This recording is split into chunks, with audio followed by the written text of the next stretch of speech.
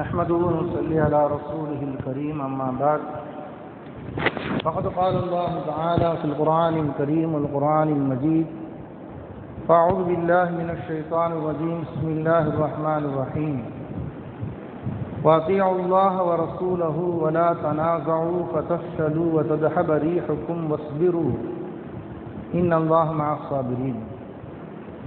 அல்லாஹ் தஆலாவின் பேரருள் பெரும் கிருபை, அல்லாஹ் நம்மை முஸ்லிம்களாக முஃமின்களாக அதிலும் குறிப்பாக தனது ஹபீப் நாயகம் முஹம்மது ரசூலுல்லாஹி ஸல்லல்லாஹு அலைஹி வஸல்லம் அவர்களது உம்மத்திலே அல்லாஹ் நம்மை ஆக்கி அருள் புரிந்தான். அல்ஹம்துலில்லாஹ் அல்ஹம்துலில்லாஹ். அல்லாஹ்வின் நல்லடியார்களே, அல்லாஹ் ஜல்ல ஷானஹு தஆலா இந்த இஸ்லாமியர்களுக்கு செய்த மிகப்பெரிய ஃபஸல்ல, அல்லாஹ் செஞ்ச எல்லாமே ஃபஸல் தான் நமக்கு. அதில் ஒரு ஃபஸல் அல்லாஹ்வுடைய செய்த கருணை என்னன்னா, அல்லாஹ் நமக்கு 5 கால தொழுகைகளை ஜமாத்தாக தொழுகும் வாய்ப்பை நசீபாக்குகிறான். ஒவ்வொரு நாளும் 5 நேரம் ஜமாத்தா தொழுகுங்க. அதுக்கடுத்து வாரம் ஒரு நாள் ஜும்மா தொழுகுங்க. வருஷத்துக்கு 2 தடவை ஈது தொழுகுங்க என்று அல்லாஹ் வைக்கிறான். இந்த அல்லாஹ் இவ்வாறு இபாதத்தை வைத்திருப்பதனுடைய நோக்கம் என்பது, நீங்க எங்க இருந்தாலும் தொழுதுக்கோங்க. அல்-அர்து குல்லுஹு மஸ்ஜிதா, தமிழ் உலகத்தில் எங்க இருந்தாலும் தொழுகலாம். பெருமானார் ஸல்லல்லாஹு அலைஹி வஸல்லம் சொன்னாங்க, முந்திய கூட்டத்தினர்களுக்கு இன்ன இடத்துல தான் இபாதத்து செய்யணும்னு இருந்துச்சு. எல்லா இடத்துலையும் இபாதத்து செய்ய முடியாது. ஆனால் எனக்கு அல்லாஹ் தஆலா ஸ்பெஷலா எனக்கென்று ஹம்சத்துன், எனக்கென்று 5 பிரத்யோகமான சலுகைகளை அல்லாஹ் கொடுத்தான் அப்படின்னு, சிறப்புகளை அல்லாஹ் கொடுத்தான் அப்படின்னு பெருமானார் ஹதீஸ்ல சொல்லும்போது அதில் சொன்னாங்க, அல்-அர்து குல்லுஹு மஸ்ஜிதா, பூமியில் எல்லா இடங்களும் மஸ்ஜித் தான். எங்க வேணாலும் தொழுகலாம். இங்க தொழுதா கூடும், இங்க தொழுதா கூடாதுன்னு கிடையாது. நடு பாலைவனத்திலையும் தொழுகலாம், நடு கடல்லையும் தொழுகலாம், நடு கடல் கடியில போனாலும் அங்கேயும் தொழுகலாம், எங்க இருந்தாலும் தொழுகலாம். மஸ்ஜிதில் தான் வந்து தொழுகணும் அப்படின்னு கட்டாயம் இல்லை. எங்க வேணாலும் தொழுகலாம், தொழுகு கூடும். ஆனாலும் பெருமானார் ஸல்லல்லாஹு அலைஹி வஸல்லம் அவர்கள் மஸ்ஜிதுகளை ஏற்படுத்தி அங்க ஜமாத்தாக ஒவ்வொரு நாளைக்கு 5 நேரம் தொழுகுவதை பெருமானார் ஸல்லல்லாஹு அலைஹி வஸல்லம் மிக மிக மிக வற்புறுத்தி இருக்கிறார்கள். எந்த அளவுக்கு சொல்றாங்க பெருமானார் ஸல்லல்லாஹு அலைஹி வஸல்லம், நீங்க 5 நேரம் ஜமாத்தா தொழுகிறது இருக்குங்களே, வீட்டில் நீங்க தனியாக தொழுகுவதை விட எத்தனை மடங்கு சிறப்பு சொல்லுங்களேன்? 27 மடங்கு சிறந்தது. அப்படின்னா என்ன?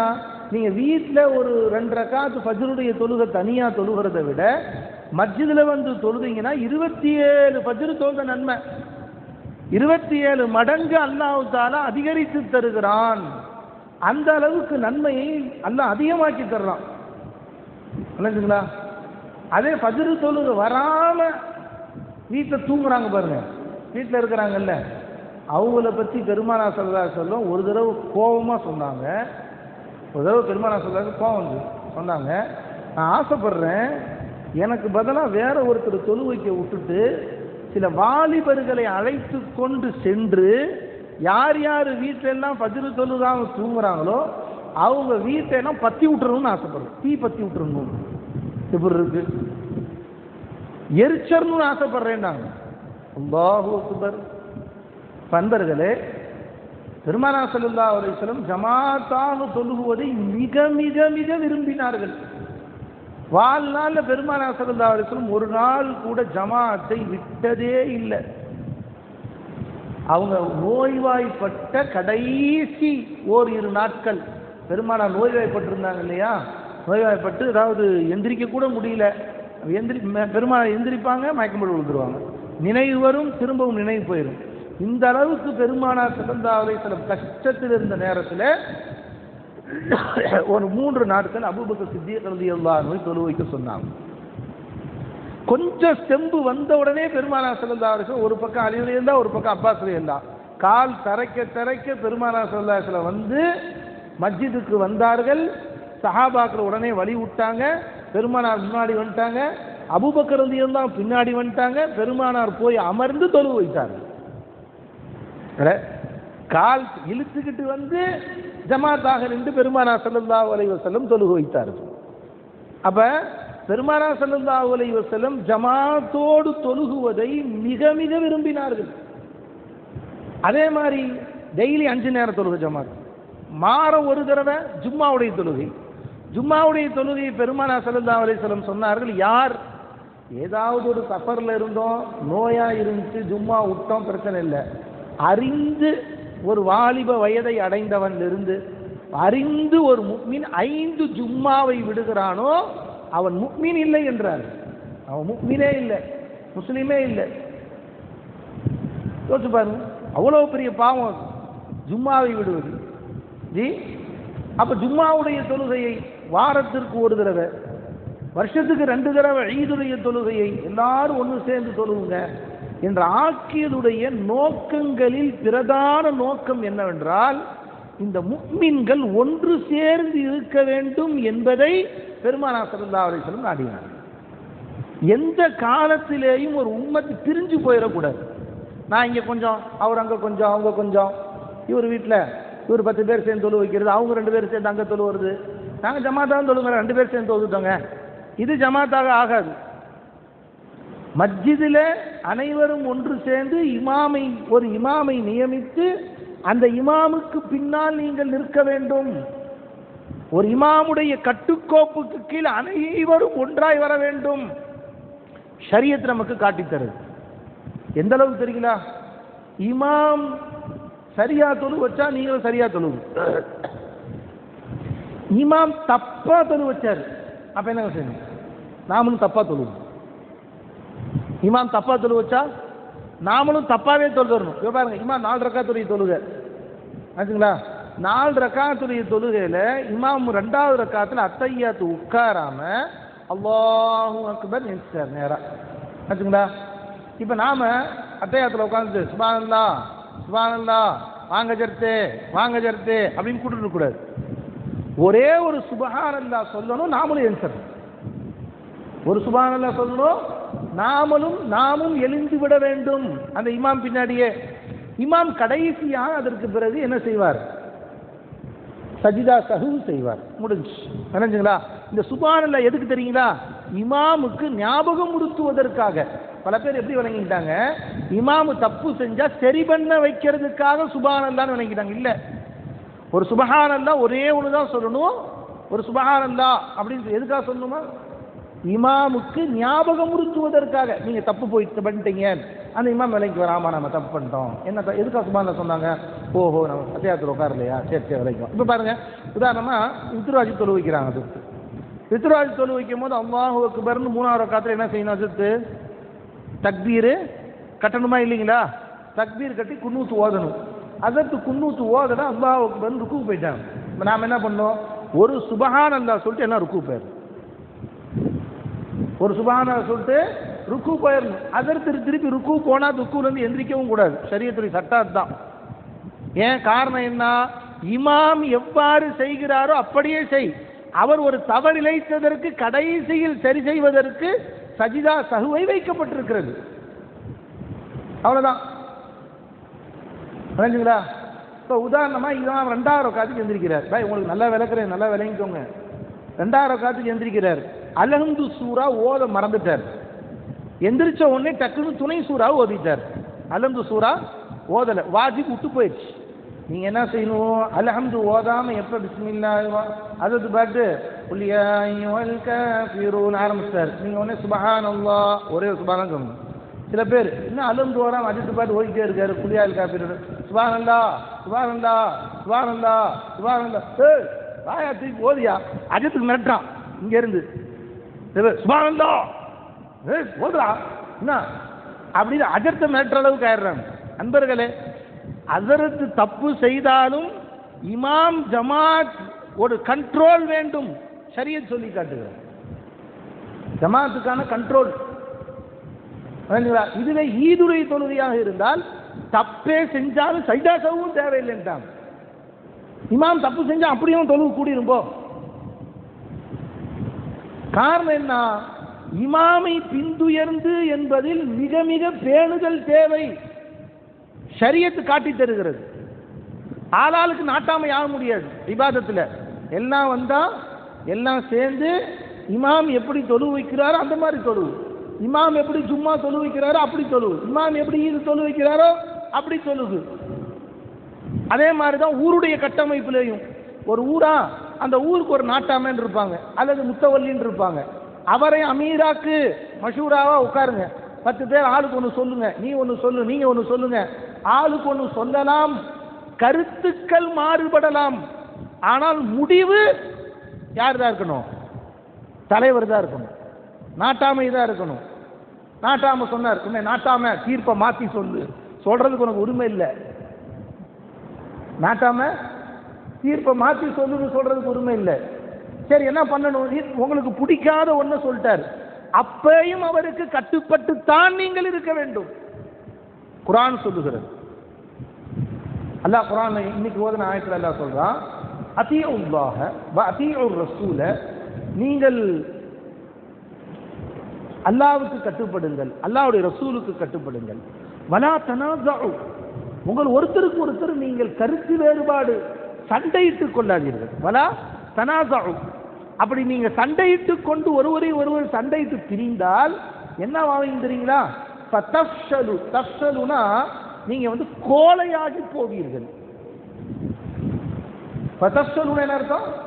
கோலையாகி போவீர்கள். வதذهب ريحكم, உங்களுக்கு அட்ரஸ் எல்லாம் போயிடும். ஒரு வகையில சொன்னா, இன்னொரு என்ன, நீங்கள் பலம் இழந்து போவீர்கள். வதذهب ريحكمனா ஒரு கருத்தறுத்த வைக்கும் போது என்ன அர்த்தம் வைப்பாங்க? பலம் இழந்து போவீர்கள் அர்த்தம் வைப்பாங்க. தஃசீர்கள்ல நீங்க எடுத்து பார்த்தீங்கன்னா அதனுடைய டைரக்ட் அர்த்தம் வச்சோம்னா அட்ரஸ் இல்லாம போயிருவேன், அட்ரஸே இல்லாம போயிருவேன் அர்த்தம். ஆள் ஒண்ணும் இல்லாம போயிருவப்பா.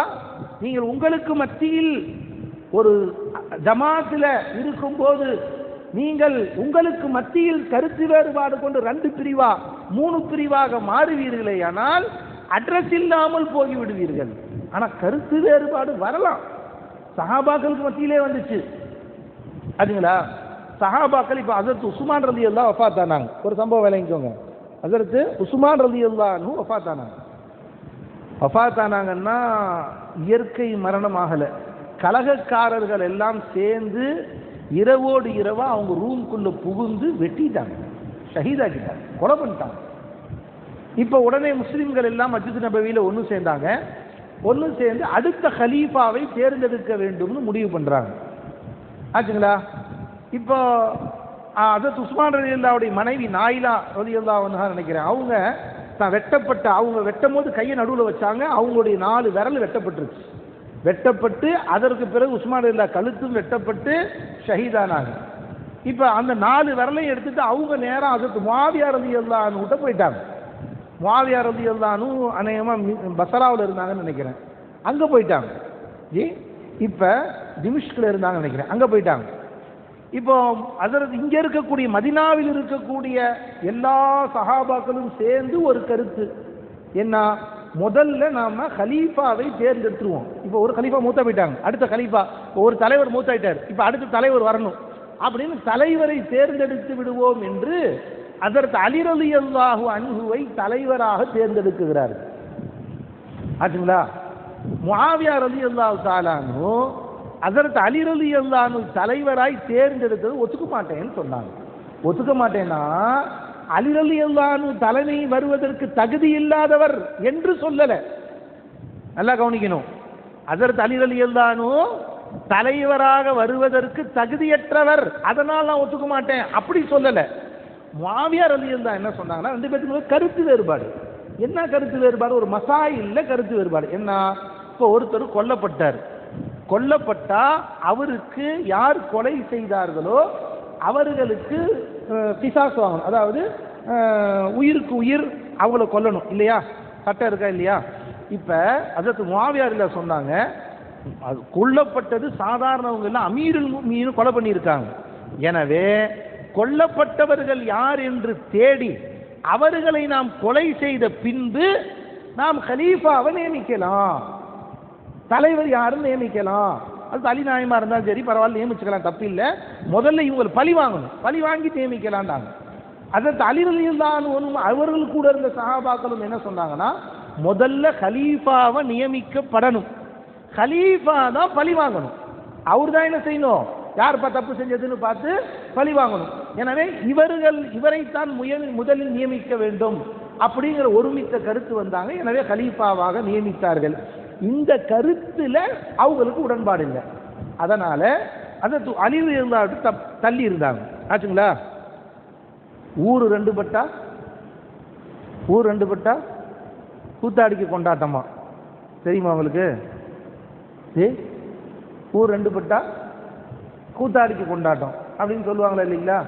அந்த மாதிரி இதுதான் நல்ல சந்தர்ப்பம் அப்படின்னு பார்த்து ரோம் நாட்டு மன்னன் ஒரு கடிதம் எழுதுகிறான் ஹஸரத் முஆவியா ரலியல்லாஹு அன்ஹு.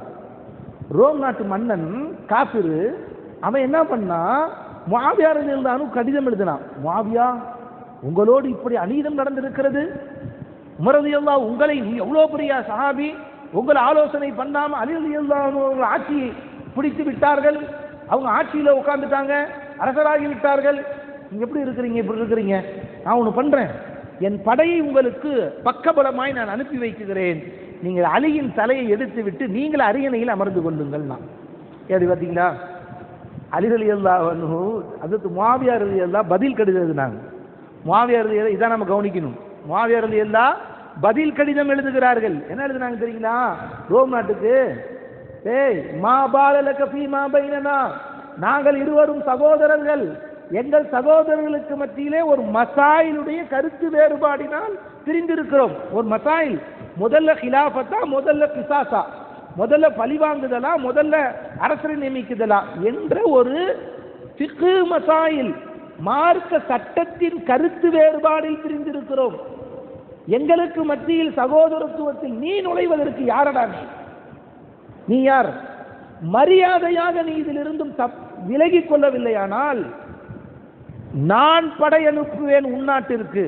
அந்த படை எப்படி இருக்கும் தெரியுமா? அதனுடைய ஆரம்பம் உன் நாட்டில் கால் வைக்கும், அதனுடைய எண்டு என் நாட்டில் இருக்கும். அவ்வளோ பெரிய படை அனுப்புவேன். அம்சு உன் தலையை எடுத்து என் தலைவர் அலியின் காலிலே கொண்டு போய் வைப்பேன்ட்டாங்க. அவன் நடுங்கிட்டான். எந்த அலியை கொள்றதுக்கு நாம சதி போட்டோமோ இவர் நம்ம தலை எடுத்து அந்த அலியெல்லாம் காலில் வைப்பேங்கிறாரு. சஹாபாக்கள் கருத்து வேறுபாடு கொண்டார்கள், ஆனால் தலைமைக்கு கட்டுப்படாமல் அவர்கள் இல்லை. நீங்க நாம எப்படி ஆயிட்டோம்? நம்ம சொல்லுக்கு அவர் ஒத்து வரலையா, போயா நீயும் வேணாம், ஒன்னு நிர்வாகம் வேணாம், போயா அப்படின்னு நினைச்சு போயிரு. இது தவறானவைகள் என்பர்களே. இது எப்படி ஆயிரும்னு சொன்னா, ஒரு கதை சொல்லுவாங்க. அதாவது நாம நமக்குள்ள சண்டை போட்டுக்கிட்டோம்னா மூணாவது நபர் கொண்டாட்டம் ஆயிடுவாங்க. ஒரு ஆளு ஆடு வளர்த்திருக்கான், வெள்ளாடா வளர்த்திட்டே இருந்திருக்கான். டெய்லி அதுக்கு கஞ்சி வைப்போம், அந்த வெள்ளாடுகள்லாம் சேர்ந்து குடிக்கும். அழகான கஞ்சி வைப்போம், சோத்து கஞ்சி வைப்போம், குடிக்கும். அதில் சோறும் இருக்கும். டெய்லி அதுக்குன்னு ஆட்டுக்கு ஸ்பெஷலாக செஞ்சு வைப்பான், குடிச்சிட்டு இருக்கும். அவன் பார்த்தான், சரி நாம் இப்படி டெய்லி கஞ்சி வெள்ளாடாக வளர்த்திக்கிட்டு இருக்கிறோம், இந்த செம்மறி ஆடு சேர்த்து வளர்த்தலாமே, நல்லா கொழு கொழுன்னு இருக்குமே, நிறைய வியாபாரமாகுமே, நிறைய பேர் கேட்டாங்கன்னு ஒரு 10 செம்மறி ஆடையும் வாங்கிட்டு வந்து விட்டான். விட்டா வெள்ளாடுங்க, நமக்கு எதிரி வந்துட்டான்டா பாடுறா, இவனு வந்தா நமக்கு பங்கா, 2 பேத்துக்கு சேர்ந்து தான் காட்சி அடுத்த நாளுக்கு வச்சான். முதல் இது 10 ஆடு இருந்துச்சுமா, இப்போ இது 10 ஆடு வந்துருக்கு. வந்தா இந்த 10 ஆட்டுக்கு சேர்ந்து 20 ஆட்டு கஞ்சி தான் அங்கே வச்சான். ஆனா இந்த 10 வெள்ளாடு விடமாட்டான், நின்றுச்சு. இந்த பக்கம் வந்தா இந்த பக்கம் முட்டுது, இந்த பக்கம் வந்தா இந்த பக்கம் முட்டுது. அது பாவம் பசியில் அந்த வெள்ளா செம்மறி ஆடுங்க உள்ள வர பார்க்குது, முட்டுது, டமால் டமால் டமால் டமால், ஒரே சண்டை. கடைசியா பார்த்தா 2 பேரும் சண்டை போட்டதுல கஞ்சி சட்டி கொட்டுச்சு, கஞ்சி சட்டி கீழே கொட்டுச்சு. இப்ப 2க்கும் கஞ்சி கிடைக்கல, நக்கி சாப்பிட முடியாது, ஆட்டுக்கு நக்கி சாப்பிட தெரியாது. இப்படி 2 இப்படி ஒன்று பார்த்துக்கிட்டு இருந்துச்சான். அப்ப அந்த பக்கமா எறும்புக்கு உடனே செய்தி போயிரும் இல்லையா, போட்டவுடனே எறும்புக்கு செய்தி போயிடும்.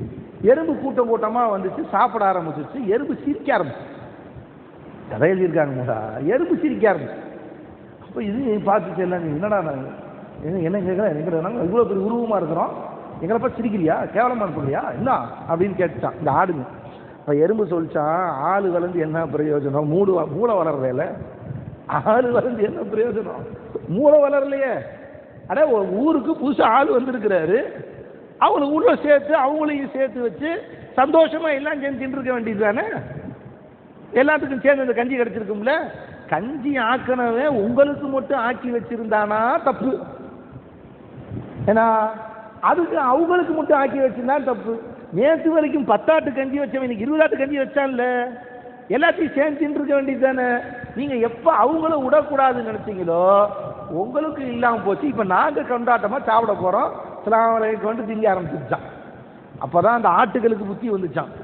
அந்த மாதிரி அன்பர்களே, இன்னைக்கு நம்ம கதை எப்படி ஆகி போச்சுன்னு கேட்டா, ஜி நம்ம ஊர்ல வாசிக்கிறோம், வெறியூர்ல இருந்து ஒரு ஆள் வந்தார். அவர் 30 வருஷம் வாழ்ந்துருப்பாரு. ஆனாலும் அவர் பேர் வந்தேரிஜான்.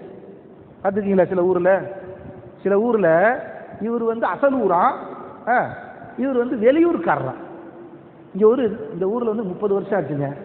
இன்ன வரைக்கும் நீங்க அசல் ஊர் தானே. அப்பையிலேருந்து அந்த ஆளுங்க அப்படிதான் பேர் வச்சிட்டாங்க. எனக்கு சில ஊர் அப்படி வச்சிருக்காங்களா இல்லையா? தப்பு.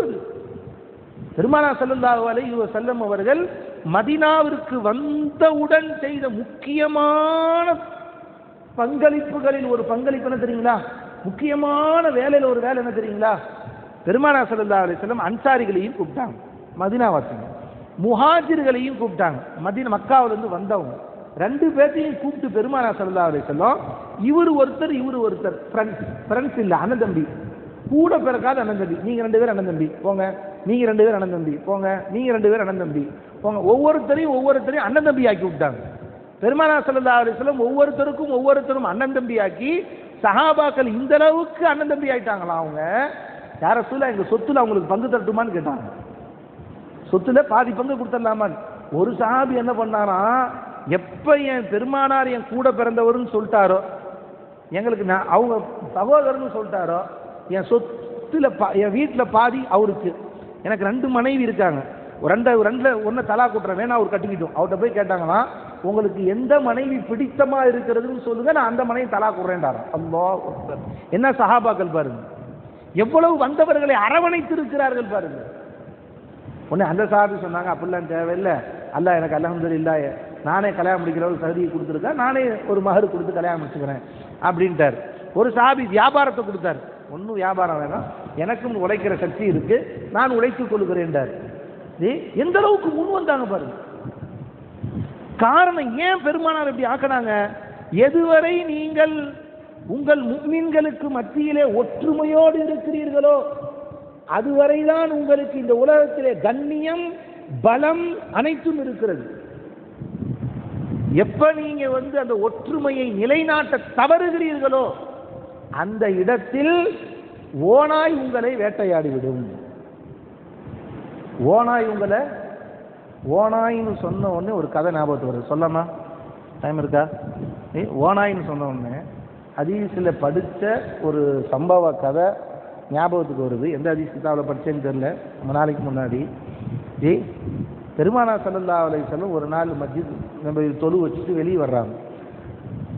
அது ஹதீஸ் கிதாபில் படித்தனா வரலாறு கிதாபில் படித்தனான்னு தெரியல, எனக்கு சஹீஹான ஹதீஸா என்னன்னு தெரியல, இப்போ படித்த ஞாபகம் இருக்கு. சரி, லா இலாஹா இல்லல்லாஹ் இது சஹீஹான ஹதீஸா இல்லைங்கிறது பின்னாடி இன்ஷா அல்லாஹ் டாக்கிங் செஞ்சுக்குவோம். கதை மட்டும் கேட்டுக்கோங்களேன், இப்படி ஒரு கதை இருக்குன்னு. ஒரு தடவை பெருமானார் ஸல்லல்லாஹு அலைஹி வஸல்லம் மஸ்ஜித் நபவி விட்டு வெளியே வர்றாங்க.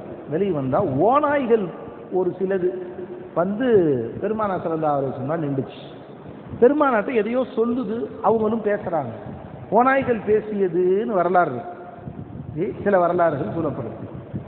பெருமானார்ட்ட பல விலங்குகள், ஒட்டகம் பேசுன்னு வரலாறு இருக்கு, புகாரிலேயே வருது, 4-5 ஹதீஸ் வருது.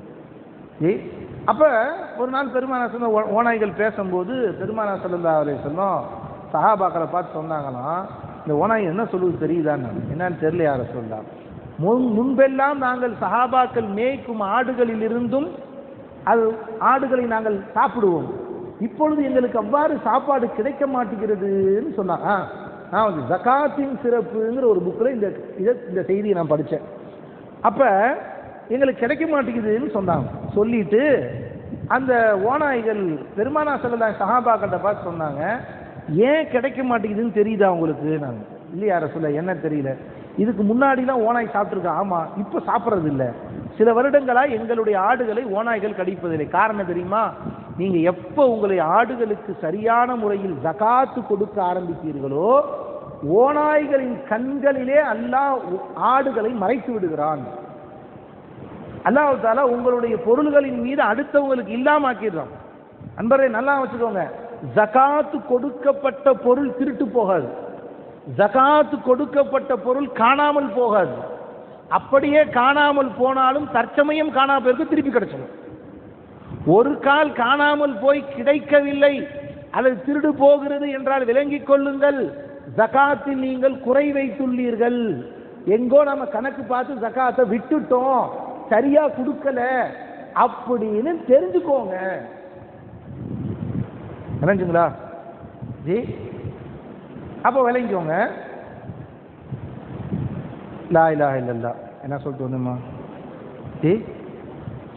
ஓநாய் சொல்லிட்டு இப்போ ஓநாய்கள் திரும்ப உங்க எடுத்து யார சொல்லலாம், எங்களுக்கு பசியா இருக்கு, எங்கள் உணவுக்கு தாங்க ஏற்பாடு செய்யணும் இல்லையான்னு. உடனே பெருமானா சொல்ல ஓநாயை பார்த்து சொன்னாங்க, வாஸ்துவம் தான், நீங்கள் எந்த ஆடுகள் மந்தையை விட்டும் பிரிந்து தனியாகிறதோ, எந்த ஆடுகள் மந்தையை விட்டும் பிரிந்து தனியாக போகிறதோ அந்த ஆடுகளை நீங்கள் மேய்ந்து கொள்ளுங்கள், அந்த ஆடுகளை நீங்க பிடிச்சுக்கோங்க, திண்டுக்கோங்க அப்படின்ட்டு சஹாபாக்களை பார்த்து சொன்னாங்க. ஓநாய்கள் அவ்வாறு திண்டால் நீங்க விட்டுருங்க, உங்க ஆடுகள் நீங்க பாதுகாத்துக்கங்கன்னு பெருமானா சொல்லன்னு சொன்னாங்கன்னு இருக்கு.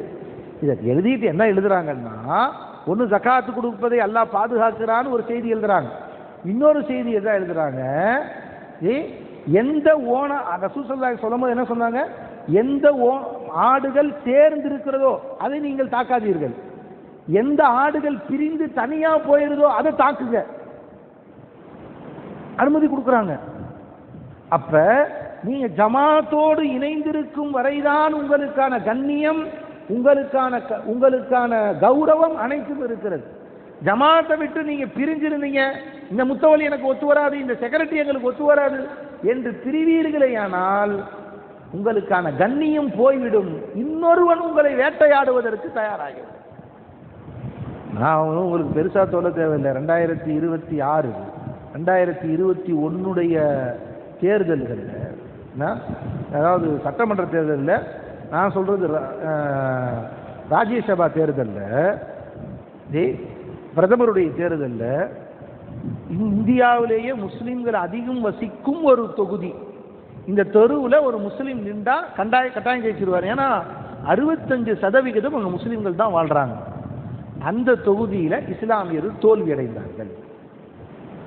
இன்னொரு கட்சி ஜெயிச்சிச்சு, உங்களுக்கே தெரியும் எந்த கட்சின்னு. ஏன் தெரியுங்களா? இஸ்லாமியர்கள் 3 பிரிச்சு நின்றாங்க. அதில் ஒருத்தன் சாதா, மிச்சம் 2 பேர் நின்றாங்க. ஒருத்தன் அண்ணன், இன்னொருத்தன் தம்பி. அண்ணனுக்கு பாதி பேர் ஓட்டு போட்டாங்க, தம்பிக்கு பாதி பேர் ஓட்டு போட்டாங்க. கடைசியாக ஜெயிச்சது யார் ஜெயிச்சிட்டா? இன்னும் ஜெயிச்சிட்டோம். நமக்குள்ள நாம பிரிஞ்சிட்டோம்னா யாரோ ஒருவர் ஜெயித்து விடுவார். விளைஞ்சுங்களா? உங்களுக்கு இன்னொரு கதை சொல்றேன். அதை நானா ஞாபகப்படுத்தல, அல்லாஹ்வை ஞாபகப்படுத்துறான். சொல்லாம இன்னொரு கதை சொல்லி நம்ம டைம் ஆகுதா? ஒரு ஹாஸ்டல்ல உப்புமாவா போட்டாங்க. ஒரு ஹாஸ்டல்ல உப்புமாவா போட்டாங்க. போட்டா இந்த மாணவர்கள்லாம் சேர்ந்து இந்த உப்புமா நமக்கு ஒத்து வராது, இதே போட்டு தள்ளுறாரு. எனவே நாம் போராட்டம் பண்ணணும், எல்லாம் சேர்ந்து போராடுவோம், உப்புமா ஒளியும் வரை போராடுவோம், எல்லாம் சேர்ந்து போராட்டம் ஆச்சுங்களா? இப்போ உடனே அங்கே இந்த ஸ்கூலுடைய ஓனர் வந்தார். அந்த ஆள் பார்த்தா உப்புமா போட்டார், செலவு கம்மி. இவங்க சொல்கிற மாதிரி பூரி ஒரு நாள், தோசை ஒரு நாள், பொங்கல் ஒரு நாள், வடை ஒரு நாள் போட்டால் எங்கே போகிறது? மாத்தான். சரி அவ்வளோதானே, உங்களுக்கு என்ன உப்புமா, சரி ஓட்டு எடுப்போம், என்ன ஓட்டு, எல்லாம் தனித்தனியாக வாங்க அப்படின்ட்டு தனித்தனியாக வர வச்சான். வர வைக்கும்போது என்ன பண்ணான், மெனு எழுதிட்டான். இட்லி, பூரி, பொங்கல், அப்புறம் தோசை, உப்புமா எல்லாமே இருக்கு. அதில் ஒருத்தனா வந்தான், நீ எதுக்கு ஓட்டு போடுற சொல்லு. ஒருத்தன் இட்லிக்கு ஓட்டு போட்டான், ஒருத்தன் பொங்கலுக்கு ஓட்டு போட்டான், ஒவ்வொருத்தனும் ஓட்டு போட்டாங்க. எல்லாம் ஓட்டு போட்டு முடிச்சோடனே வாசிக்கிறார். இட்லி 10% பேர் சொல்லி இருக்கிறீர்கள், பொங்கல் 14% பேர் சொல்லி இருக்கிறீர்கள். தோசை 16% பேர் சொல்லி இருக்கிறீர்கள். பூரி 20% பேர் சொல்லி இருக்கிறீர்கள். கடைசியா பொங்கல் இது உப்புமா 21% பேர் சொல்லி இருக்கிறார்கள். எனவே ரவையே உப்புமாவே வெற்றி பெற்றது. நாளையிலிருந்து உப்புமாவே போடப்படும். முடிச்சா இவ வெற்றி பெற்றது யாரு? உப்புமா வெற்றி பெற்றது. போச்சா? நீங்க என்ன வேணாண்டீங்க? உப்புமா வேணாண்டீங்கல்ல? அப்ப எல்லாம் சேர்ந்து எனக்கு உப்புமா வேண்டாம்னு சொல்லியிருக்கணும். அதை விட்டுட்டு பிரித்து எப்ப நீங்க பிரிஞ்சீங்களோ உப்புமா வெற்றி பெற்று விட்டது. அதே மாதிரிதான் நீங்க இஸ்லாமியர்களாக இருக்கிற பிரிவும் போது இன்னொருவர் வெற்றி பெறக்கூடிய சூழ்நிலையை யதார்த்தத்தில் நாம் பார்த்து கொண்டிருக்கிறோம். அதனால்தான் இன்னைக்கு ஓதன ஆயத்தில் அல்லாஹ் சொல்றான், வாத்தியுல்லாஹ வ ரசூலஹு வலா தனாஸு. என்ன செய்யாதீங்க? கருத்து வேறுபாடு கொள்ளாதீங்க. ஃபதஃப்ஷலு, நீங்கள் பலம் குண்டி போவீர்கள். வததுஹப ரீஹுக்கும் வஸ்பிரு. அல்லாஹ் சொல்றான், கொஞ்சம் கஷ்டம்தான் இருக்கும். ஒருத்தர் சொல்றது உங்களுக்கு கசப்பா தான் இருக்கும். கஷ்டமா இருந்தாலும் பொறுமையாக இருங்கள்.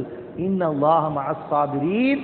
அந்த பொறுமையாளர்களோடு அல்லாஹ் இருக்கிறான். உங்கள் காரியம் வெற்றி பெறும் என்ற அடிப்படையில் அல்லாஹ் இந்த ஆயத்தை சொல்லி காட்டுகிறான். அல்லாஹ் அது போன்று வாழக்கூடிய வாய்ப்பை நமக்கு தந்தல் புரிவானாக. ஒரு வீடா இருந்தாலும் அதுதான், ஒரு மொஹல்லாவா இருந்தாலும் அதுதான், ஒரு ஊரா இருந்தாலும் அதுதான், ஒரு நாடா இருந்தாலும் இதே தான். அல்லாஹ் தஆலா அந்த மாதிரி ஒற்றுமையாய் நம் குடும்பங்களிலேயும் நம்முடைய ஊரிலேயும் நம்முடைய மொஹல்லாக்களிலேயும் நம்முடைய எல்லா இடங்களிலேயும் வாழக்கூடிய வாய்ப்பை அல்லாஹ் நசீபாக்குவானாக. வாஹிரு தாவானா அல்ஹம்துலில்லாஹி ரப்பில் ஆலமீன்.